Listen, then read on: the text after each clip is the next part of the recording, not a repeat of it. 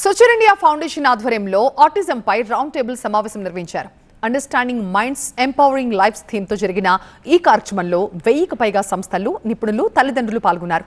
3 దశాబ్దాల క్రితం 1000 మందిలో ఒకరికి కనిపించిన ఆటిజం ఇప్పుడు దాదాపు 89 మందిలో ఒకరికి పెరిగింది అన్నారు సోషల్ ఇండియా ఫౌండేషన్ అధినేత కిరణ్. ఇది తక్షణం స్పందించాల్సిన పరిస్థితి అంటున్నారు.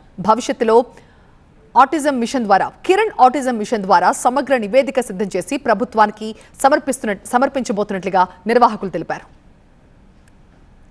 మేజర్ గా మీ అందరికీ తెలుసు, ఆటిజం అనేది ఈ మధ్యలో మనం వింటున్నాము. బట్ అది ఏజెస్ నుంచి అంటే మనం కనుక తీసుకుంటే కొన్ని వేల సంవత్సరాల నుంచి ఉన్నా కూడా అది ఇదివరకు రోజుల్లో అంటే 20 ఏళ్ల కింద తీసుకుంటే అది మనకు ఒక 1000-1500 మందికి అవుతున్నది. ఈ రోజున 70-80 మందికి ఒకళ్ళకి ఆటిజం వచ్చే ఛాన్సెస్ ఉంది. ఆటిజం అంటే ఏంటి అంటే మనకు మైండ్ లో ఉన్నటువంటి దాన్ని ఒకసారి డిస్కనెక్ట్ అవుతుంది. మన ఇంటి చుట్టుపక్కల ఉన్న వాళ్ళని తీసుకుంటే మనకు వాళ్ళు లేట్ గా మాట్లాడడం కానీ, లేట్ గా కనెక్ట్ అవ్వడం కానీ, ఏదన్నా మనం చెప్పినప్పుడు లేట్ గా అర్థం చేసుకుని రియాక్ట్ అవ్వడం కానీ, ఇలాంటివన్నీ జరుగుతూ వస్తున్నాయి. ఇది అంత ఈజీగా తీసుకునేటువంటిది ఆటిజం కాదు.